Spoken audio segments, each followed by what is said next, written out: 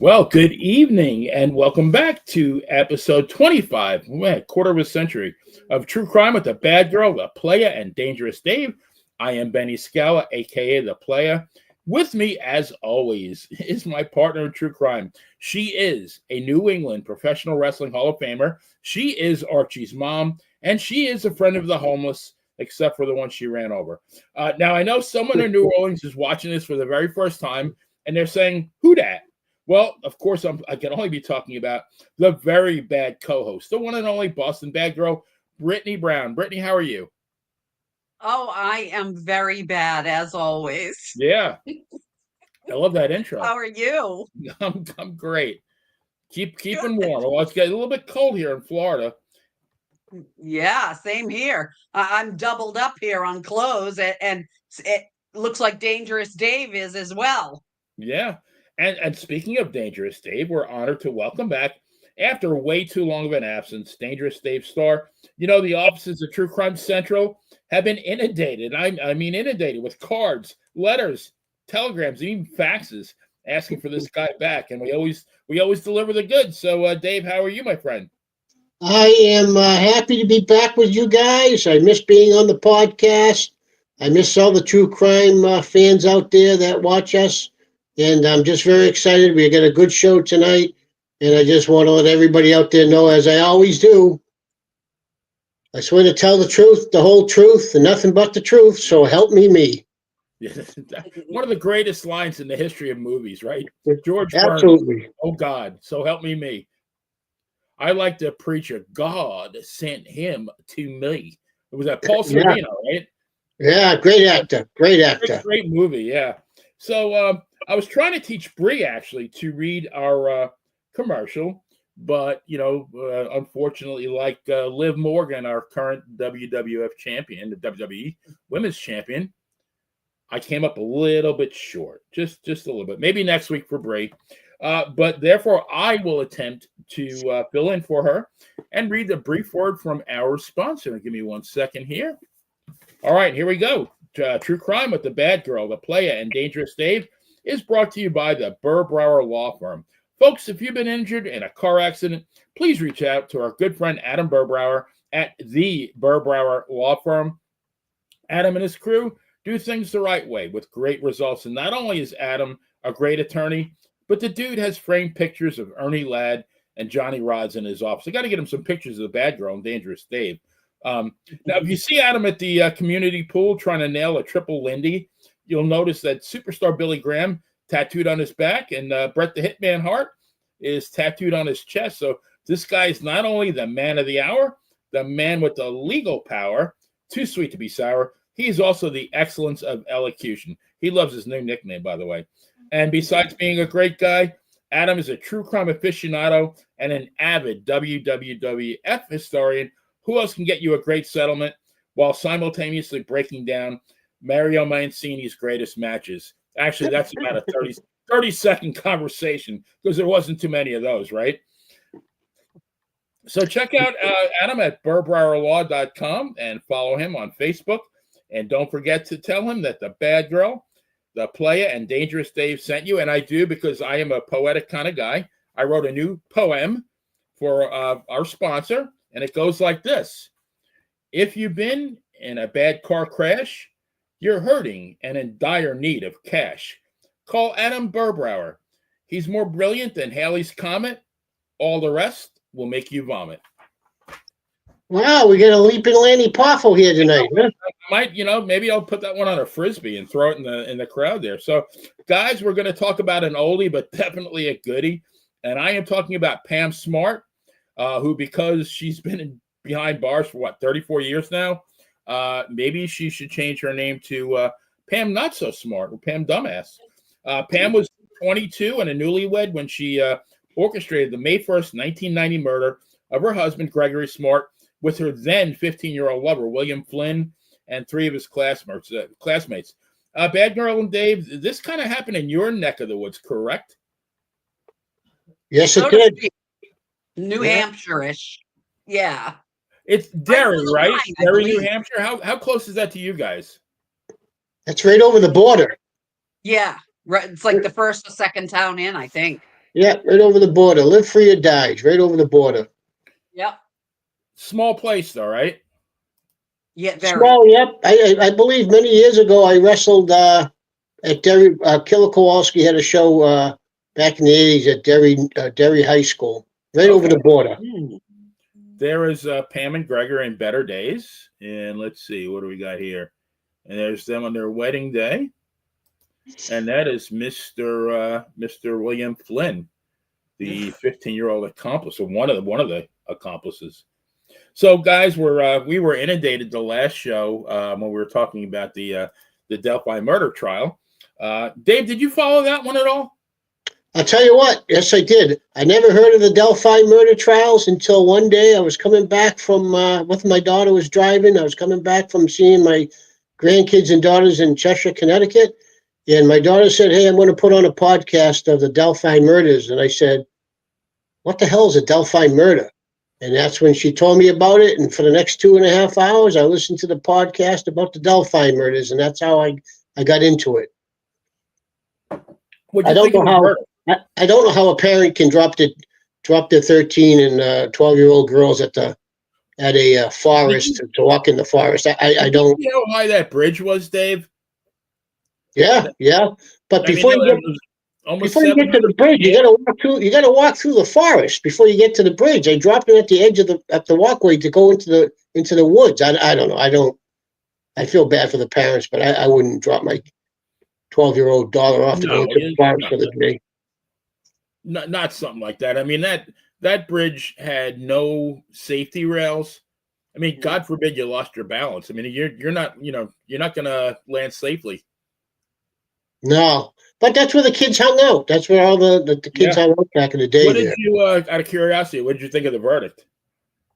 Well, I think that they should tie that piece of shit to a gurney and put him right at the beginning of the fire where they do they cremate people and let him sit there for an hour on the gurney tied up and say, "This is your fate, pal." And then after 1 hour, bing, press the button and have him go in real slow.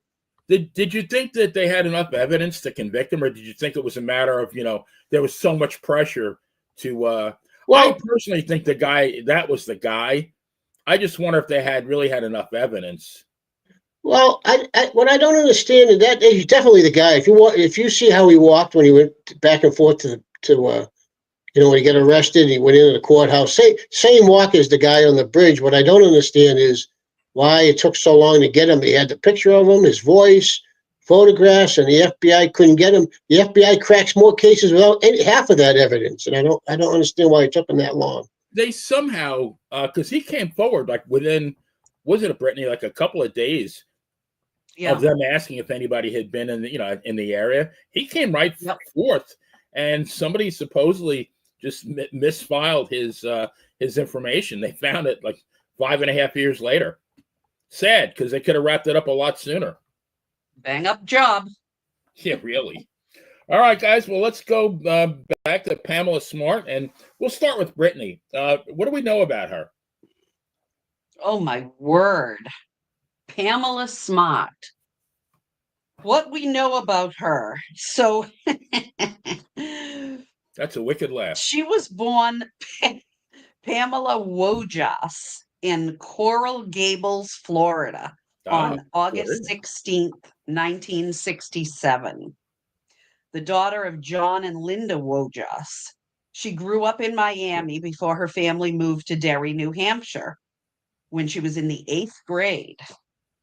She attended secondary school at Derry's Pinkerton Academy, where she was a cheerleader and graduated from FSU with a degree in communications in the track entitled Media Performance.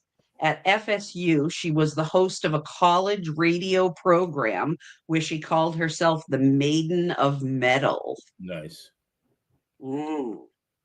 So she met Greggory Smart while she visited New Hampshire over Christmas break in 1986. They formed a relationship in February 87 and married 2 years later. Let's see.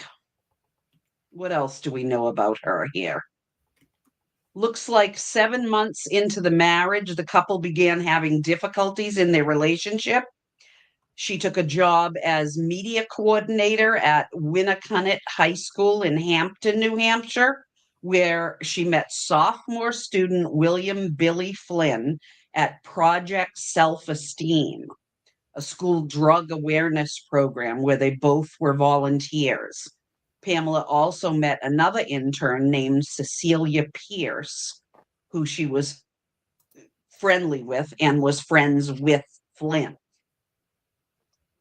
That's Cecilia. So that's how it all began. So, a couple of questions.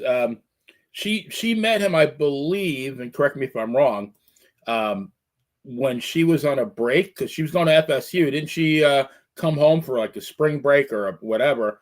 And she met because he lived there, right, New Hampshire. Correct. Okay, and then I believe that he moved back with her during her senior year. Yes, I believe that is correct. And but she was apparently like one of the reasons she was attracted to him is because he was an aspiring rocker. I guess he played the guitar, right? He had the long hair. He had the look. He had the look that she was looking for. Right. But then when they got married, the guy did the right thing. I mean, he got a responsible job selling insurance. I mean, a rocker can only bring in so much money unless you're one of the best. And to be in it, you can't go out and make insurance calls with a Megadeth T-shirt and a mullet. It doesn't work. Right. You need to conform a bit, and I think she, her. They even had a dog named Halen, I believe. Halen, yeah. Halen, yeah. But yeah, So he gets the locks cut and gets a suit, and all of a sudden somebody's no longer attracted to him. Right. Except then she meets this Billy Flynn guy, and in my opinion, one of the reasons why is because he resembled what Greg looked like before Greg, turned responsible and got a job. Yeah, back in the day. Yep, exactly. So May 1st, 1990, and we'll have Dave take it from here. They weren't even married a year, I believe. It was, a couple of months or a couple of days. It was short of a year. And what happened on that fateful day, Dave? May 1st, 1990. Yep, well, she came home from her job, from a meeting at work, to find her husband murdered inside the condo, and the condo ransacked. And it made it look like it was a burglary. And later, she was accused of seducing Mr. Flynn. And the detective went to her job at the school and met her in the parking lot, Detective Pelletier, and said to her, well, we got some good news and we got some bad news. And she said, what is it? He said, well, the good news is we solved the murder of your husband. The bad news is we're charging you with first-degree murder.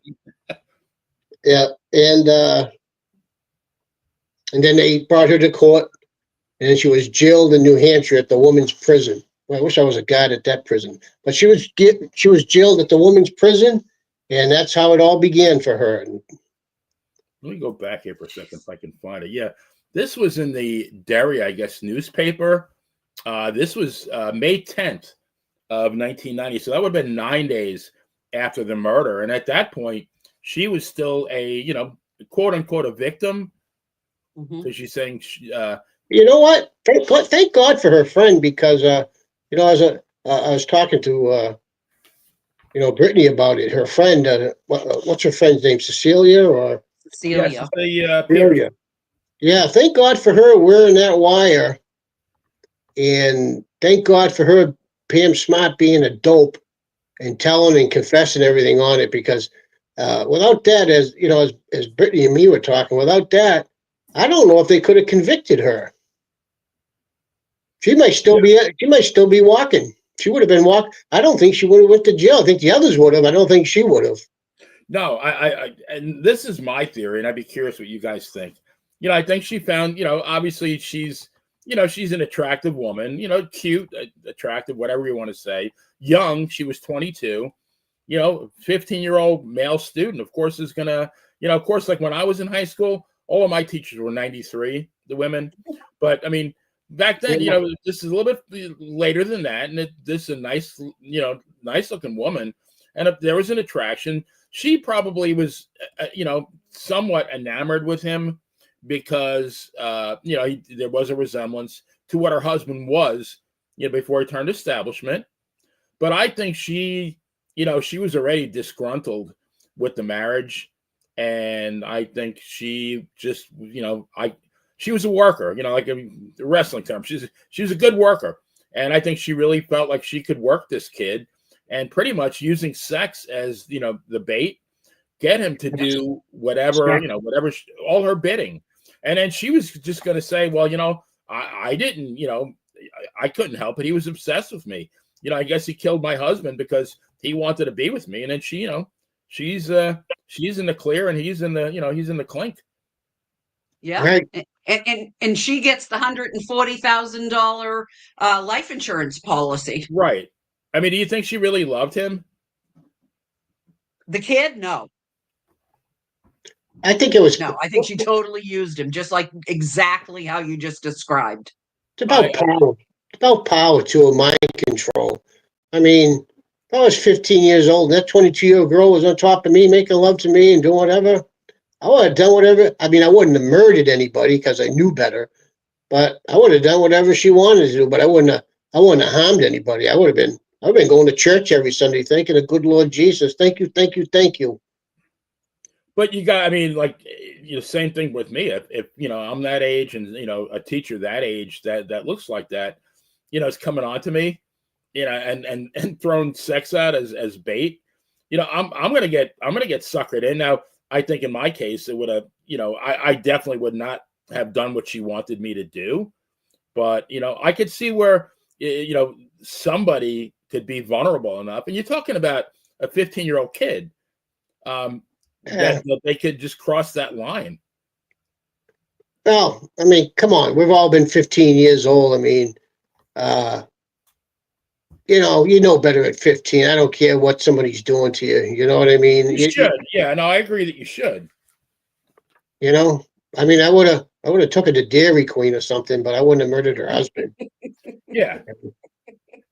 I would have said, hey, babe. I might have put sugar in the gas tank. I might go that far. Hey, baby, you gonna make love to me tonight? I'll take you to Dairy Queen. That's about all I would have done. Now, this woman never met a polygraph that she liked. So one of the things that she alleged, and I don't know if it ever was proven other than her saying it, was that Greggory Smart had confessed to her that he had an affair. Did that come from anywhere, anything other than her? Nope. Okay. I don't know. And his family swears it's not true.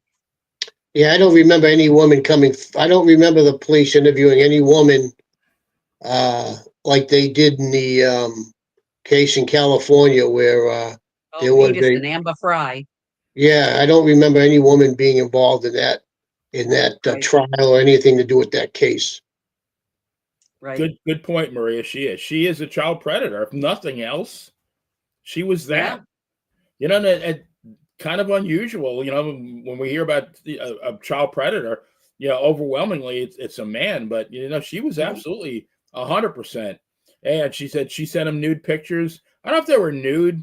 They were kind of racy though. But maybe she did. I don't know. Maybe I'm missing something. Maybe we haven't been privy to those. And do you have any of those pictures to put up there tonight for the audience? No. No. I didn't know. I don't even have the bathing suit one. But one thing that I wanted to bring up too was like at the trial. This was one of the one of the first televised trials.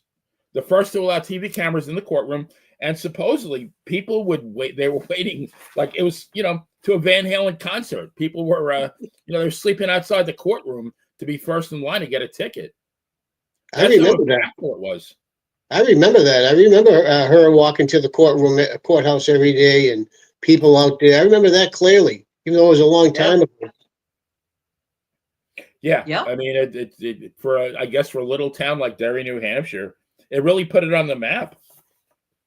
It did. It was all over the news. I mean, it was all the Boston stations were there. I mean, I'm sure every big station was there from everywhere, but boy, it was pretty newsworthy back then. Might Right. sound weird, but I'd like to go back and watch that trial. I don't know if you can, if you're able to do that. I watched her cross-examination from the prosecutor, and not cross-examination, like her, direct examination from the prosecutor, and she's really, it was very, I was shocked, for somebody that age who was convicted of something that heinous, to be up on a jury, the stand. She should have been trembling. She was very calm, cool, and collected. Yeah, she was. I remember that. And she was very adept at answering without really answering. She wasn't giving them anything. Yeah, she worked the crowd good. You're right, because I'm thinking back in my mind as you're talking, Benny. I'm thinking I can picture that trial now. She was very cool. She was very, very cool on that stand. And I mean, on the premise that you're innocent and you lost the love of your life, who you were going to spend the rest of your life with and have babies with, and grow old with. I didn't see any kind of sadness from her. Did you guys? No, definitely not. Wouldn't that be a normal reaction if she was truly innocent? That means whatever the circumstances are you sad? If I can remember, as you're talking about it, because my mind is going back to the trial I watched, I don't even think she ever cried on the stand. I don't think she ever did either. Was emotional on the stand. I thought she was very steady, just steady. That's how I remember her. Quiet. She was kind of quiet, answering the the questions, but she was very steady. But I don't remember her ever showing any emotion as far as like crying or anything like that. Right. And again, you would think that a very skilled prosecutor could have rattled her. Not at all. I was thinking, how could this? She's a kid, 22 years old. How could you be so composed? And this guy's obviously, he knows what he's doing, but she seemed to know what she was doing. She was very smart. Sure did. Yeah, very smart. She's a very intelligent girl. And I just want to add too that a lot of good football teams have come out of Pinkerton High School, at Pinkerton Academy. A lot of good football teams have come out of there. Is that where she went to? Which is a private school? I think that's where what that say the opening, Patty. Yeah. Brittany. Yeah. So what? It is a private school. Secondary school at Derry's Pinkerton Academy. Because I remember Brockton. Okay. I remember Brockton High School playing football with them. Oh wow! Brockton is that's the home of Marvelous Marvin Hagler and Rocky Marciano, right? Yes. Yeah. Yeah. All right. So I mean, and I don't think it took them very long to convict her. 2 weeks, right? Was I mean the trial, but I mean as far as like the jury deliberation, I don't think it was very long. It wasn't Sarah Boone, an hour and a half with with out of 90 minutes, 87 of it was for dinner. 3 minutes, she's guilty. Well, I remember like my mind is racing back to that time too. I remember one of the things, other than obviously the evidence, one of the things that the jury swayed the jury was she just showed no emotion on the stand as far as, crying, breaking down when she's talking about her husband, talking about her marriage. Like I know if I recall one of the jurors speaking out that she just didn't show any emotion. Yeah. Right. I mean, again, like even like being pronounced guilty and the thought of like, having to theoretically spend the rest of your life in jail. if that was me, I mean, I'd probably die right there I know. because I know. you're Like no reaction. No reaction. I don't get it. right. I And don't I get it. remember the crime scene photos of the husband too. As he walked in, they ambushed him from behind. I remember when the police released some crime scene photos and him laying in the almost in the kitchen, sort of in the hallway kitchen, and I believe he was face down. Yeah. Yeah, and then Blood all over the floor, the walls. Yeah, that was awful. yeah, I guess she said she left the back door unlocked, I believe, and she told them to ransack the place. They told, so it looks like a burglary as well. She told them to take whatever they wanted and but make sure they got the job done. Yeah. And there was three others besides Flynn, right? There was his name was Vance Latim, I think his name is. He was the one that and it was his dad's gun, and that's actually what precipitated everything, I believe, when I guess the father had gotten the gun back, and I think I might have this in reverse, but I think he noticed that it was like very clean, and it hadn't been clean. And something tipped him off where he went to the police and said, I think somebody had this gun. So he provided the gun. The other kid, Pete Randall, and the other one was Ray Fowler. Ray Fowler he waited in the car. I think he was the driver, I believe. But Flynn and Randall got 25 years, or they all got life, I believe. But yeah, Randall and Flynn, they got 25 years. Latim served 15, and Fowler served 13. So I think Flynn got out maybe about 10 years ago. Yeah, that would be about right. Yep. Yeah, I get out 2014, I think. Yeah. I really haven't heard much about him since then. Have you guys? Well, not until I looked it up. So he's like 41 now, and he lives in Maine, and he's married. He got married behind bars. Okay. And that's all I know. But I did not hear anything before that. He's what is he, an electrician's helper or something to do with electrician? Yeah, well, let's see. he He would have learned been that while he was in jail. 1990. Actually, 1990, and he was 15. So 1975, he's almost 50, 49 he would be.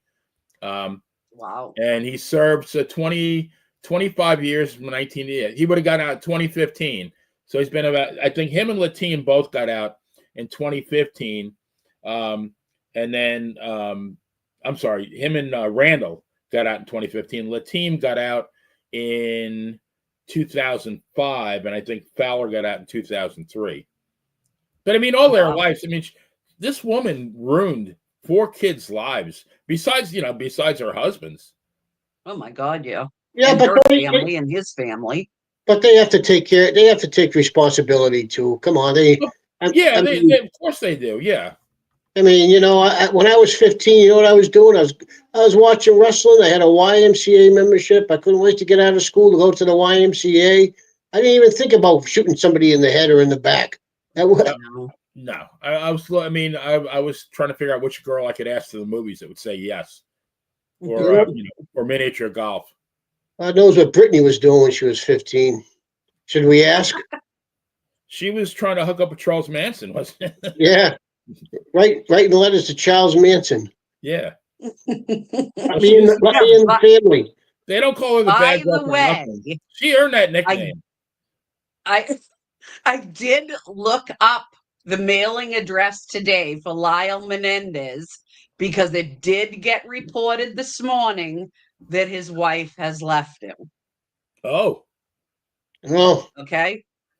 Yeah. So I do have the mailing address saved on the phone. Well, he probably said he wanted to go get his gun license when he get out of jail and get a shotgun. She probably said, I ain't sleeping with this guy behind doors.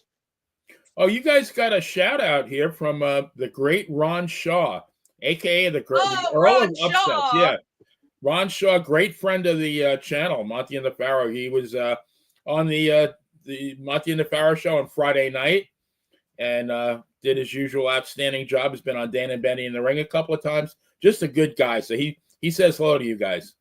Well, I want to say something. I'm very, very honored to go into the IWF Hall of Fame with Ron Shaw. Me and Ron Shaw were inducted at the same time, and I'm was very honored to go in with Ron Shaw. You know, one of the great benefits of doing like these podcasts are to meet people like you guys, and then a guy like Ron Shaw, just like really, really good people.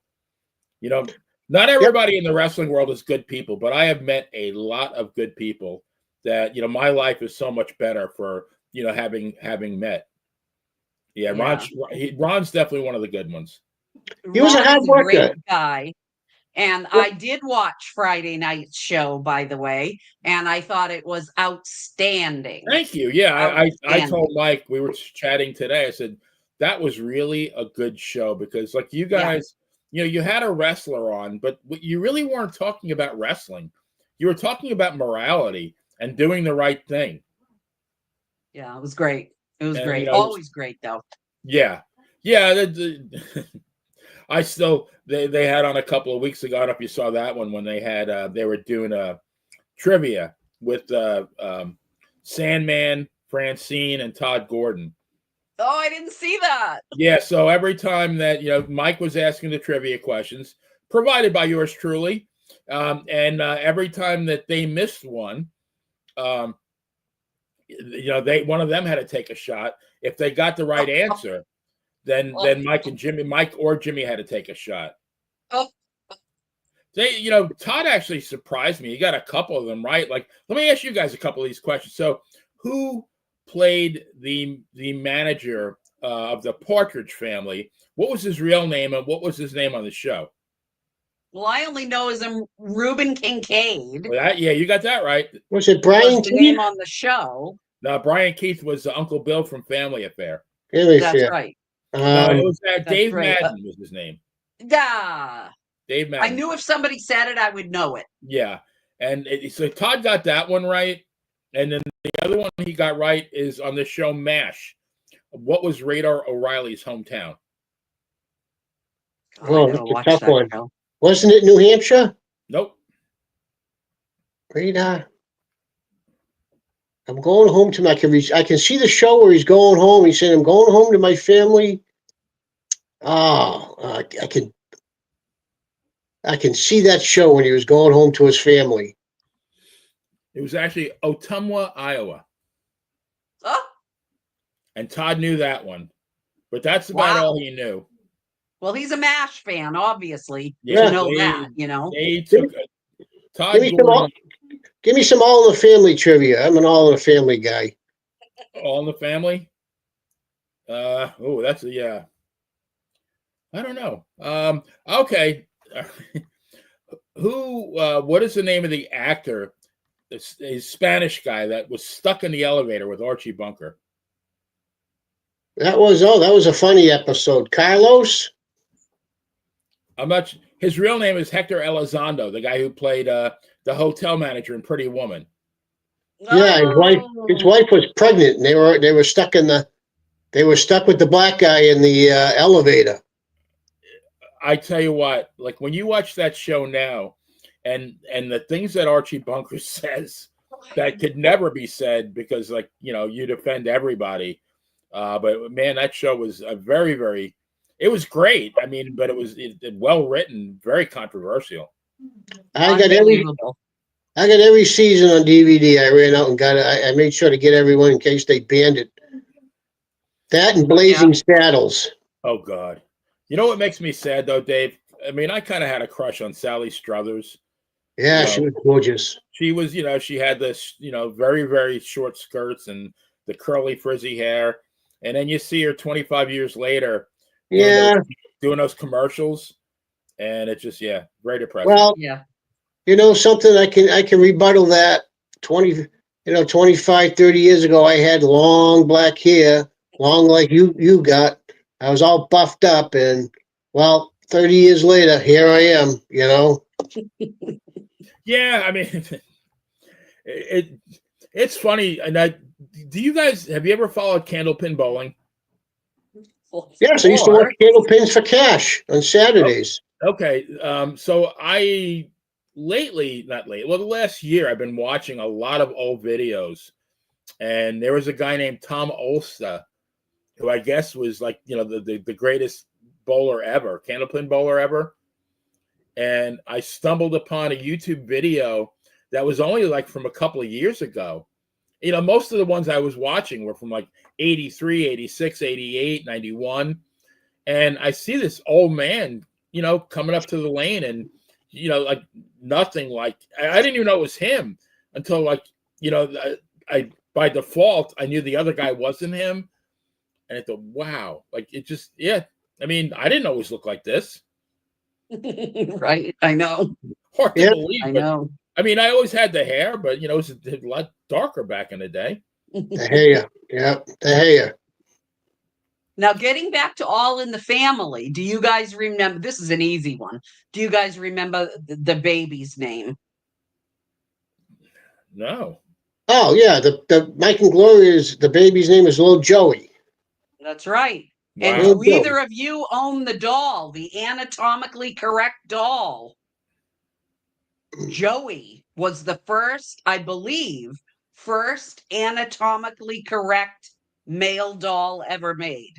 Oh, really? All right. Yeah, Little Joey. And Brittany has one. Wow. Really? That's got to be worth some major bucks. Yep. And I've also got an original Mrs. Beasley.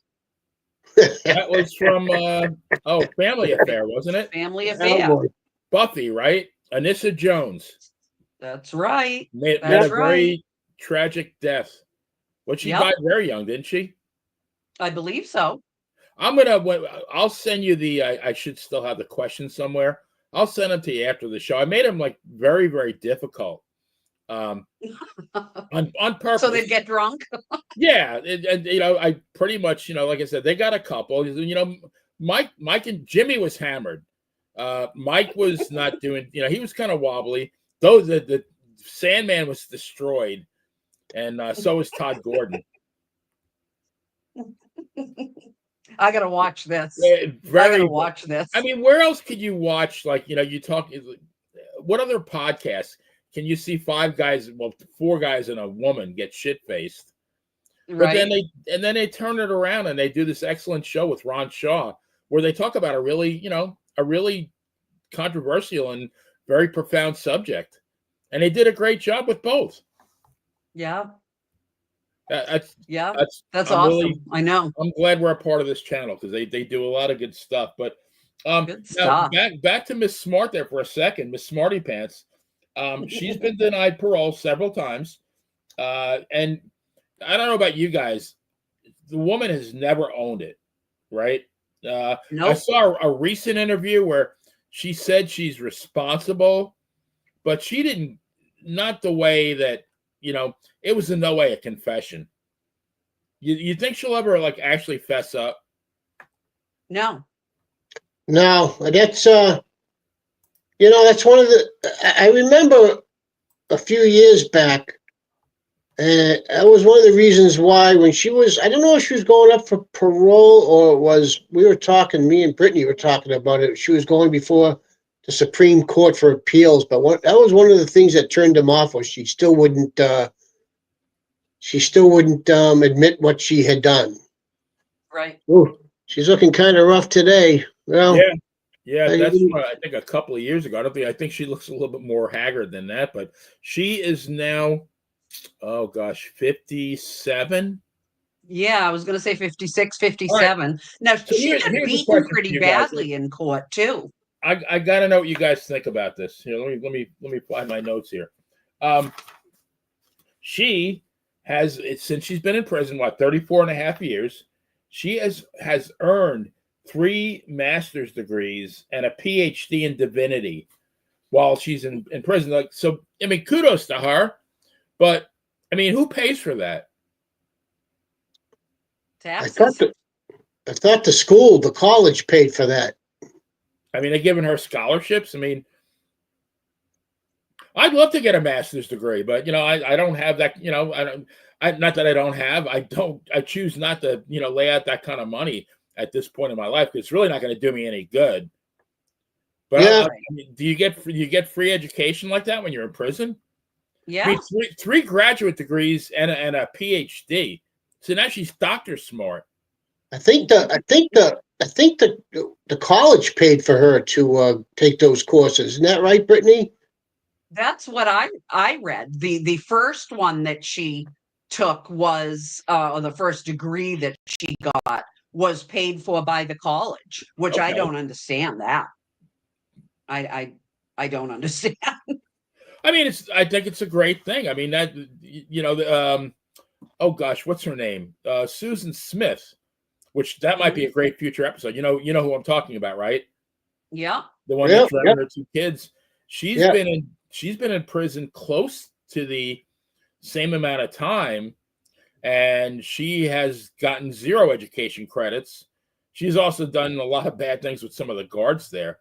But I mean, I do at least, and Pam Smart has done a lot. I think she's done a lot of good work while she's in prison. But man, she's got to me, if she wants to have any chance of getting out, she's got to 100% own this.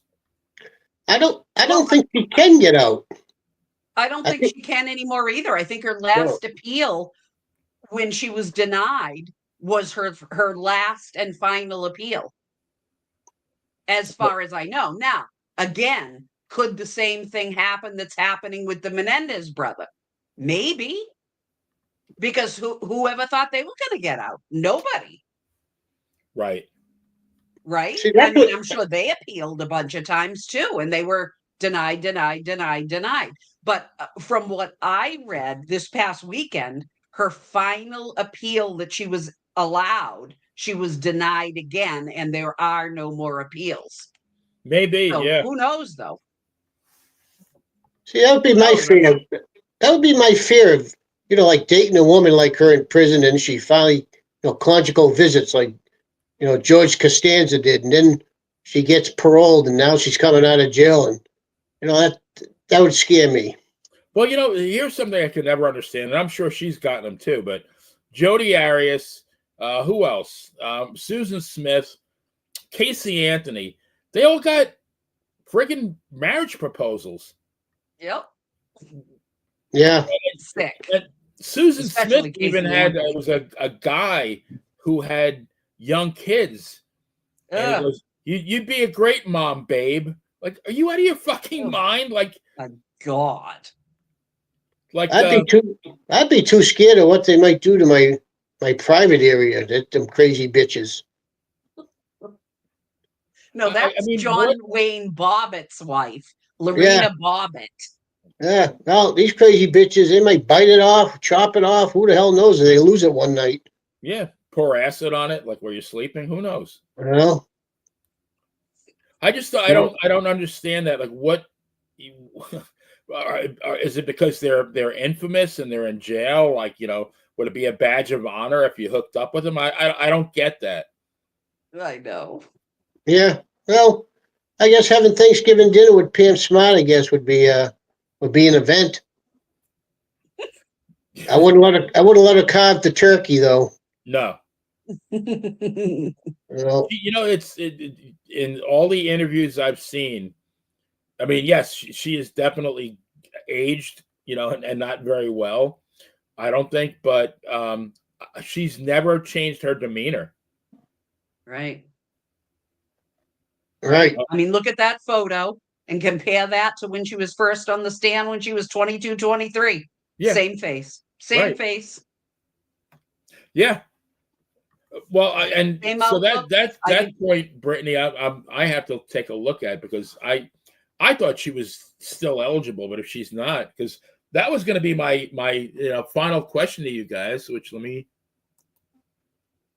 I don't know who made that up, but does Pam Smart, does she ever see the light of day? Well, my opinion on that is Everybody else is out. Why not her? She didn't pull the trigger. I know she came up with the plan, but she didn't pull the trigger. I mean, everybody else that's actually committed murder. Look at the Menendez brothers. They took a shotgun and blew these big holes in their parents, and they're going to get out. So why not her? Yeah, my concern with her is that she's still, to me, she's still young enough to do it again. Yeah. Well, it's that word, equity. Everybody should be treated equal, equity. So if all these people that actually killed somebody and pulled the trigger are getting out, why not her? You know, I'm not saying what she did was right, but what I'm saying is if everybody's got this equity these days, why not her? I honestly think if there was a chance and she said, look, I'm going to come clean. I orchestrated the whole thing. I manipulated these kids, which is very obvious because when you listen to her conversations with Cecilia, was that her name? Yep. Yeah. Cecilia Pierce. I mean, it's very obvious that she's, coaching Cecilia on what to tell, the police. You don't do that if you're innocent. Exactly. No, I mean, for her to get out, I mean, for her to come clean and actually tell her story, if I was her, I'm speaking as her, I would have to have a guarantee that you're going to let me out. Like, I'm not coming clean, and I'm not going to tell you the whole story. I'm not going to tell you what went down if you're not going to let me out after 30. How long she been in? 30 years or whatever. She's been since 1990, so she's going on 35 years. 35. She got arrested in August of 1990. If they gave me a parole, they paroled me, and the condition of my parole was I have to tell everything, take responsibility, tell everything from start to finish what happened, then, I would do that if I was her. Yeah. Yeah, And speaking of parole, all those kids that got out as adults, they have lifetime parole. Oh, do they? Okay. Yeah. Well, yeah. I Which get is that, something I've really never heard of before. right. I One mean, of them actually went back in. I mean, other than them being involved in this, I've heard nothing about any of them as far as like anything they've done in later life. I mean, you said one of the guys is what, an electrician now? Well, Billy Flynn got his certificate as an electrician's helper while he was in prison. Yeah, he ain't coming to my house to fix the electricity. I'll tell you that right now. Yeah, I mean, no way. You'd almost have to, like, if you're like staying in that community, you'd almost have to like move away and change your identity to have any chance at having a normal life, I would think. That mofo ain't coming to my house to fix anything, especially if I had daughters or dogs. Right. No way. Yeah, I mean, You'd be down the cellar and call you down and say, hey, sir, can you come down here for a second? I want to show you a circuit breaker. Can you come down? Ain't no way I'm going down there because I ain't coming back up. I just don't think, in my opinion, is, I mean, I hope she doesn't get out. I understand that, other people are getting out, but I just don't see where she has zero remorse. I know. None. Right. That's a good word. That's a good word, Benny. No remorse. That's very true. I don't see anything. I've never seen any sadness for the fact that she lost her husband. I mean, like I said, not even married a year, a little bit less than 1 year. I'm sure they had plans. They had plans of, we're going to have a big house and we're going to have kids and blah, blah, blah. I'm sure they talked about that stuff all the time. Now, how sincere she was, I mean, there had to be a point early on, I think, where she thought, oh, my God, what did I do? I made a mistake. I got to get out of this. How do I get out of it? Yeah. And then, somehow this idea came to her. Well, she wanted the money. Money. As Fred Blassie would say, MONEY, all capital letters. Yeah, but I mean, it's 100. Well, I guess back in 1990, 140 grand was, a nice chunk of change, right? Yeah. And let's face it, anytime a husband or a wife gets murdered, the first person they're going to look at is the husband or the wife. Right. So, I mean, you got to be pretty smart to try to get away with it. I just think that, was that Blassie? Yeah, there you go. There's the Hollywood fashion plate. Was that guy ever young? I've never seen a picture. I mean, like, I want to see his high school yearbook picture. He probably still had gray hair in that, I bet. Hey, I know. where's his face? I hope where's his face? Okay. No, he looks pretty good there. That's a nice picture. So tell I me, used to love bet. Brittany, You know please what? tell me he was a nice guy. He was wicked nice, but he did grab my butt. Okay. Well, come on. Well, hey. So his He's a hand guy, got right? slapped for that. I used But to he love was it. nice, right? I used to love it when he called the sports huddle with Eddie Endelman on Sunday nights. That was a riot when he used to call up the sports huddle. Oh, did he He's really? the best. Yeah, there was a big sports talk show with Eddie Endelman and Jim McCarthy called the sports huddle for many, many decades in Boston. And Vince McMahon would come on, Fred Blassie would come on. You'd have some of the wrestlers, and that was when Blassie was on there. What a great talker he was. He was great. Oh my God, just amazing. He doesn't get the credit now. I mean, but one of the things I miss the most about old school wrestling, or wrestling in general, is like having a guy like Albano or Blassie or the Wizard come out with his heel and cut those promos and fire up the crowd. I mean, it's a missing element of wrestling. I mean, you got Paul Heyman now, but that's about it. I know. It's awful. I love them. The very first match I went to was I would say 71 in Boston Garden. My stepfather took me to. It was Fred Blassie against Pedro Morales. Morales was the champion, and it was a bloodbath. It was a no contest. I'll never. I remember that as I sit here, as I was there that night. That was a great match. Blood everywhere. And it's amazing. In 1971, I think Blassie was born in 1916. He would have been 55, and he was still doing it at a high level. He was a great worker. Great worker. And and his body didn't look good at all, but great worker, great mind, just a great worker. That's when he was the toast of the coast, and he was billed as the, I think, Pacific Coast champion. And I mean, he made a run at Bruno early on, and then he made a run at Morales in the early 70s, and then he transitioned to a manager, and I mean, he did great as a manager too. He had a great feud out in California, if you remember, with John Tolos. Oh God, those guys killed each other. Yeah, I mean, John Tolos. Tolos was you don't really hear much about him because most of his career was spent out on the West Coast. But back in the day, in the early 60s, him and his brother Chris were, I believe, tag team champions. But I mean, that was a feud that drew money for years and years and years out there. It seemed like people never got tired of seeing the two of them, like literally kill each other. And John Tolos used to go in the ring with a snake, if you remember. He used to go in with a snake. Oh, did he? Yeah, he'd have a snake with him. I wonder if Jake Roberts, that's where he got it from. I know, right? I didn't know that. Yeah, I used to have wrestling books with him bringing snakes in the ring. Wow. Yeah, but Blassie, when you think of like the greatest rivalries of all time, to me that's on the Mount Rushmore, because we didn't really see much of it here, on the East Coast. But man, oh man, that was the thing. I did for a while.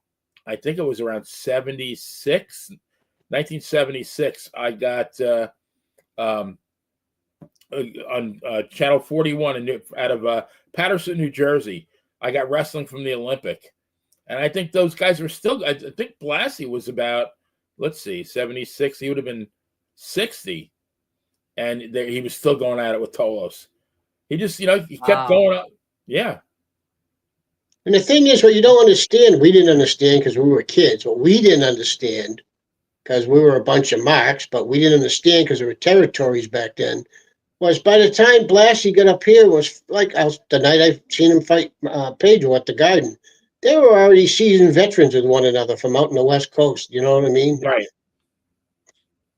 They're all that's what Pedro. That's where he. He really, his star rose in the West Coast. No, it's like watching that match to me was like the best thing in the world. I guess what I'm trying to relay is, but to them, it was just another night. It was just another payday. by then they were seasoned veterans. They were so used to wrestling each other out in the West Coast. This was just another payday, another match for them, you know? Yeah.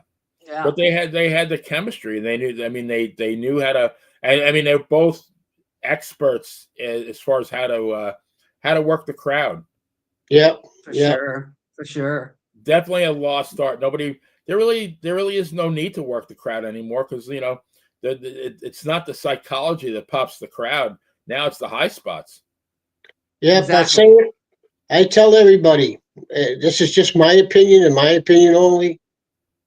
I tell everybody the night Bob Backlund lost to the Iron Sheik was the night wrestling died. That was it. As far as what I know is like classic old school wrestling. Yes. Yeah, that's what I mean. And Vince came out and said it was entertainment, but I just think the night that happened, that was it. I mean, by that time, to me, it was already, I would consider it entertainment, but there was still a lot of reality to it. Yeah, it's still evolved. It's still evolved. It was still good. It was. I mean, it's the TNT. You had Saturday Night's Main Event. It was. But as far as the old school, it was a work. It just to me, it just seemed to die that night in Madison Square Garden when the Sheik beat Bob Backlund, and I know Skolin threw the towel in. A lot of people say that. A lot of people feel that way. Now, who do you think is good? What league will try to get Pamela Smart if she does ever get out? Who do you think's going to run for her? WWE, TNA, or AEW? You think she might be a good wrestling figure, right? She might be a good interview person for AEW. Yeah, I think she should. I think she'd be good, like just greeting the boys in the hotel. I think that would be a good job for her. Well, Ring rack. Yeah, You mean designated ring rat. rat? She's going to do something. Though. She's going to do something. If she does get out, she's not going to just blend into the woodwork. She's going to do something. I think she loves being the center of attention. That's what I mean. That's why I brought that up, because you remember Tanya Harding. Yes. And what did she do? They fought over her. A couple of different leagues fought over who's going to try to get Tanya Harding. That didn't work out. She couldn't take it. She couldn't take the training. So she ended up doing I think one UFC fight, and that was the end of that. But Pamela Smart, I think she's got a lot more determination. Tanya was great on America's Dumbest Criminals, though. She was very good on that show. I did see 3 of those. That was a great show. I mean, you think of the guy that you had her, you had who else? You had Todd Bridges, you had Leif Garrett, you had Danny Bonaducci, who lived in a dumpster, I think, for a while, and all these guys are cutting promos on these dumbass criminals.